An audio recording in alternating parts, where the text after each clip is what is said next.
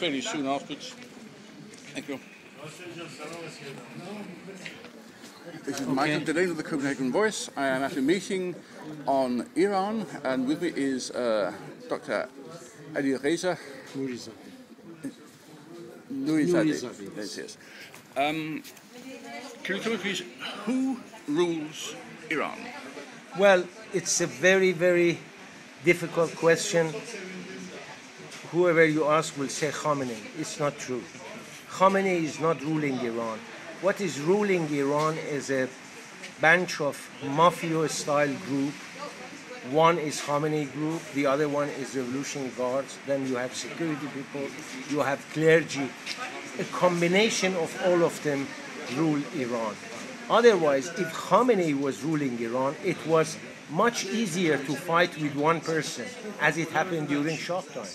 When you say fight with one person, is this for the opposition to fight? That's right, yes. Yeah. It's much difficult because you have factions among factions, and some of them convincible, you can convince them. In Revolutionary Guards, we see the cracks. We are getting messages from them. That's great. From clergy side, we hear they supporting us. And then from Khamenei's people, we see that some of them are stepping out from that close circle. And I am very optimistic that this, in perhaps a year or so, we will have the support of many of those fractions. Ahmadinejad, is he just a figurehead? No, actually. Ahmadinejad has got his own base, among the people who receive benefit from him, and some very, very radical religious believer.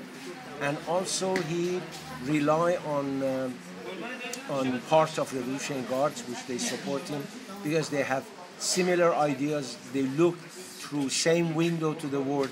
Therefore, they have joint interests and they work together. Is the current regime an oppressive regime?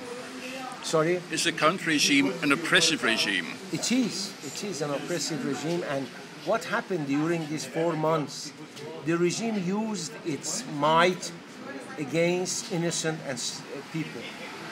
People were demonstrating on a very, very peaceful manner. Not one single window was broken by the people. But the regime used all brutal activities. I mean, they raped, they tortured, they killed, and still the Green Movement is alive and moving. The West is concentrating on atom power, nuclear bombs in Iran, but are there not other areas that we should be interested in?